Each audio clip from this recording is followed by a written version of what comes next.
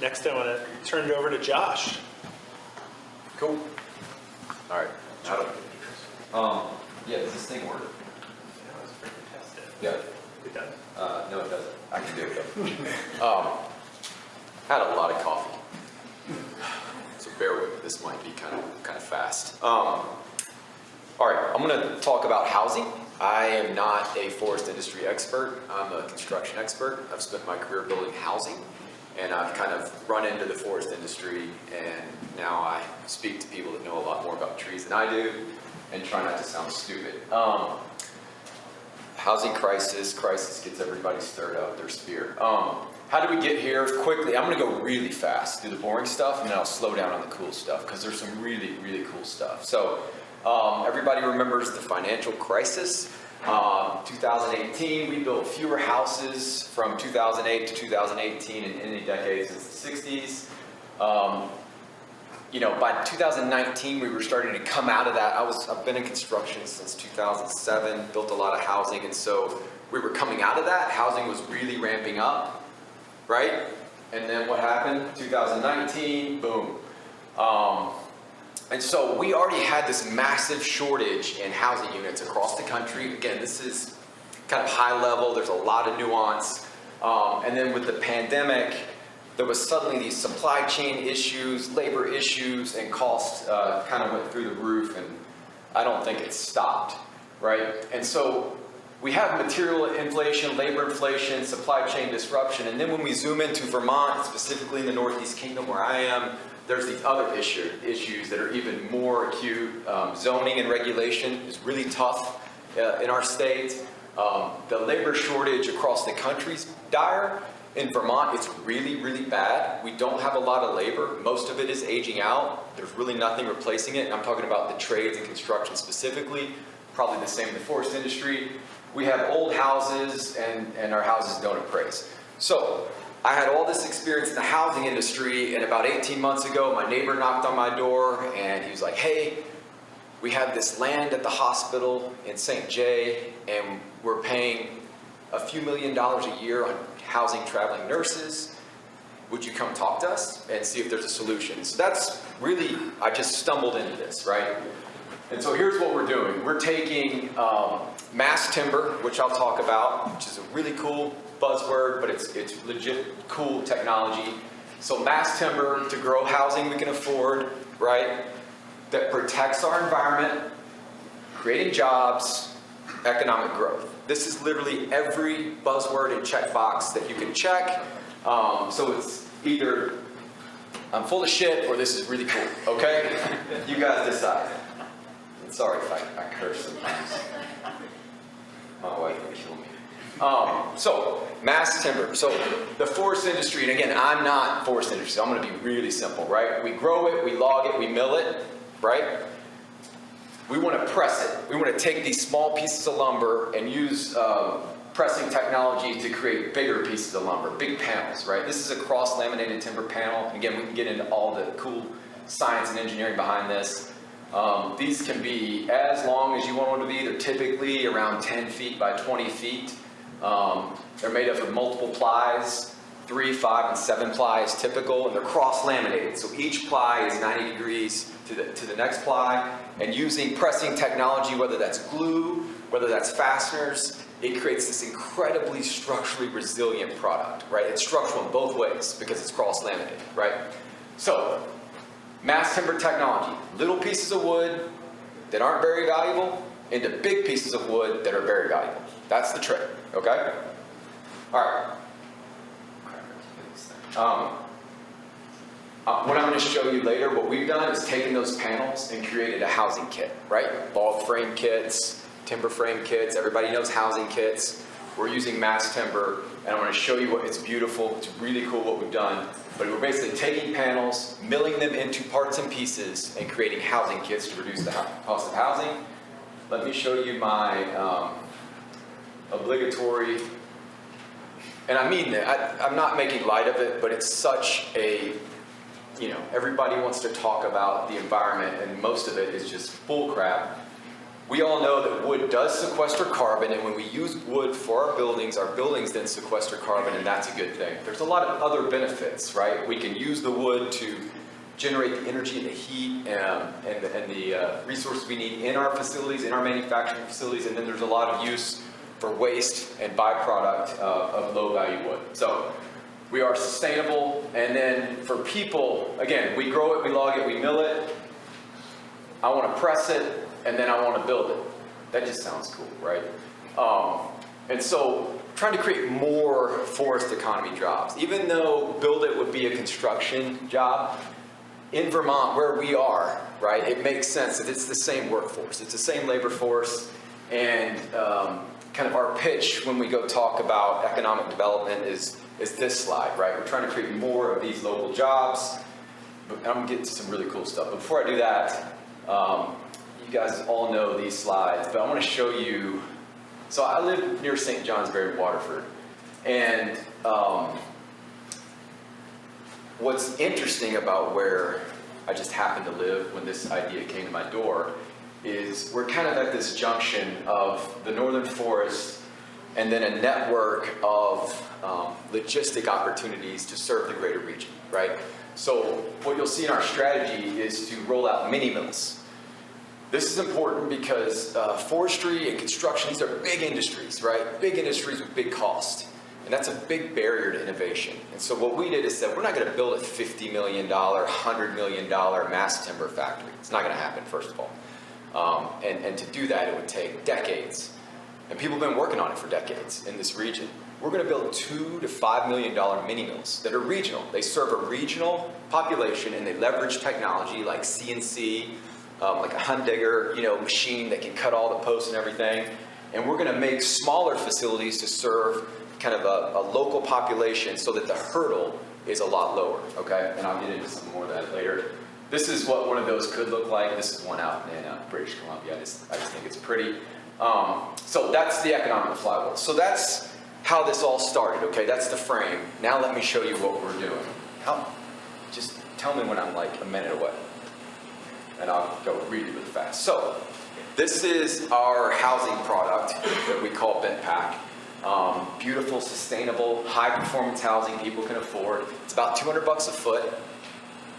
That's really good, really, really good. That doesn't include your driveway, your sewer. I don't know what that costs depending on where you live. But the cost of construction is about $200 a foot, which is about half what you're going to pay in the market. And the technology. So what we're doing, this slide does not look exciting. I'm either, again, the dumbest person you're going to hear today, or we're really onto something because no one else in the country is doing what you see in this slide. We're taking these big pieces of cross-laminated timber that are used to build like high-rises, mid-rises, big facilities, and we're cutting them up into parts and pieces for timber frame housing kits, okay? Almost everybody I've talked to that's an expert in mass timber, some of them are in that room. When I tell them that, they're like, why are you doing that? But I'm an expert in construction, and specifically in how to lower the cost of construction, okay?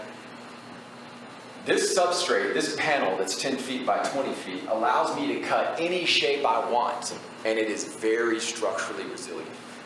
So what used to be a timber post that was just milled from a tree, now I can embed technology in it. I can embed standoffs that give me a high performance envelope. So I can get an R30 wall, I can get an R50 roof without 2 layers of framing. That means less labor, right? So if we go around the building once and we have a high performance wall, that's a lot less labor than if we go around the building twice. Labor is the problem. Materials are not the problem. The cost of your housing, the materials are what they are. It's your labor, your access to labor, and what that labor is about to do. It's going to keep going up. And so this, and again, this might not seem profound, but the ability to take this, put it on a CNC table, and mill any shape I want, and for it to be very strong, basically opens a whole new world of possibilities for the shapes and profiles I can use to build housing, okay? Everybody's still with me, hopefully. So then we can take these cool shapes and start to make these modules. And what we've done is we've designed a platform We can load these shapes onto trucks. We can flat pack them, right? Flat pack furniture. IKEA came up with that. All right, I'll go really fast. And so we've developed a platform with a team of designers and structural engineers. We've done all of our structural engineering. And we have this platform that uses the same chassis, the same living, kitchen, dining room, and we basically have unlimited design options within that platform.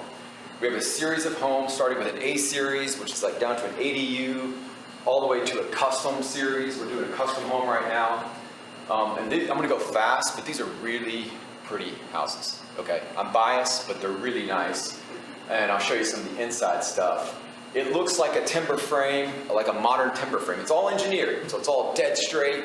It doesn't move. It's wood, and it's beautiful. And these are some of the designs that we're working on now. And I'll end by showing you some of the projects we're actually about to start building. And all of this, one day, will come from the northern forest. Mass timber is still an emerging technology in the United States. A lot of people are trying to push it into the market. What we're trying to do is create a product, an iPhone for housing that people love, that people want, that there's demand for, which will pull mass timber manufacturing into the market. Because we do need a $100 million facility somewhere. It's probably going to be in Maine, right? And the closest one's in Chicago, and that's who we work with right now.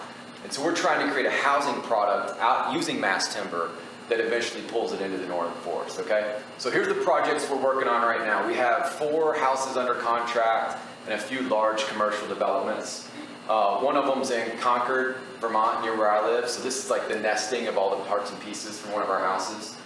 One of them's in Lyndonville, which is just north of Concord. And then 2 of them are in Brattleboro, okay? And so what we've done, it's really pretty.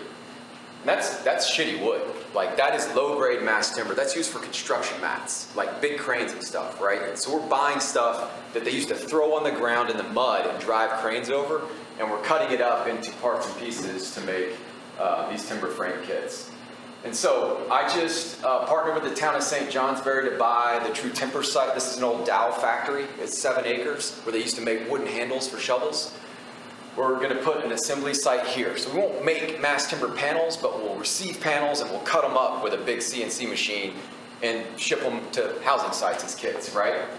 And then this is what that site looks like right now. It's a brownfield site, really, really nice. Yeah, that's where you get. And then we have a house in Lunenburg. A couple built their dream log cabin. 2 weeks later, it burned to the ground. Okay, so that's what it looked like that last year. This is what it looks like right now. Luckily, the foundation's fine, and we're putting one of our kits right on that foundation, which is really cool. We're doing that this spring. And then if you're familiar with Brattleboro, there's a development called Delta Campus. It's been in process for 20 years. Okay, been working on it for 20 years. 0 houses, because it's hard. It's really hard. It's expensive, and we have 2 houses that will be under construction in April, and there's up to 100 housing permits through Act 250 planned for this site. So I know that was a lot. Sorry, I had a lot of coffee, but I'm really excited about what we're doing, and thank you for letting me throw up on you a bit. Yeah. One question for Josh, though. We just Yeah. Chris. Josh, Yes. can you clarify mini mills? Because when you said that, I thought you were talking about mini CLT plants. Right. But Yeah. you said we need big. Yeah, I call it a mini mill because I partnered with Sterling. Sterling makes CLT, cross-laminated timber. They have a huge facility outside of Chicago. It's the closest domestic facility to Vermont as I stand here. To get a large cross-laminated timber facility, it's a $50–100 million investment. There's rumors that that's coming. There's been rumors for about 10 years, I think, in Maine and other places. I'm not working on that. Someone's going to solve that. I want a mini mill. I want a $2 to $5 million facility that takes that panel from the big mill, and then I slice it up and do my finishing work on that panel. Because I want to buy that panel as a commodity, right? I want that panel to be as cheap as I can buy it, you right? And so when I say mini mill, that might be me kind of confusing everybody. What are they doing on that mini mill? So I have a big CNC. I'll have a big CNC table, right? And I'll take that panel from Sterling right now, and I cut it into all the pieces. Then I'll have a line where we add whatever connection details we need to add. There might be some finishing. There might be some sanding. but it's a very simple facility, right? But the facility in Chicago is, I mean, these are massive facilities where they're taking from, kiln drying wood, finger joining it, getting it lined up, pressing it into these massive panels, cutting those panels, you know what I mean? So it's just a massive investment. Does that make sense? Sorry if that was confusing. Are there any mills in Quebec that could supply you? Northern Quebec.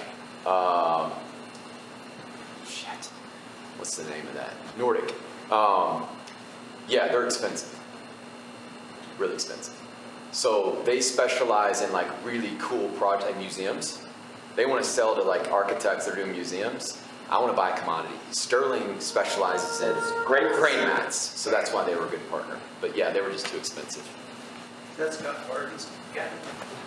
Yeah, you know Scott? Shoot. It's great to see it. Yeah, he's been great. Yeah, they're awesome. Cool. Thank you. Yeah. Cool. And I know these are fast, but hopefully this is like the beginning of the conversation, introducing to what's happening. And I wish we had more time to get even more into these businesses.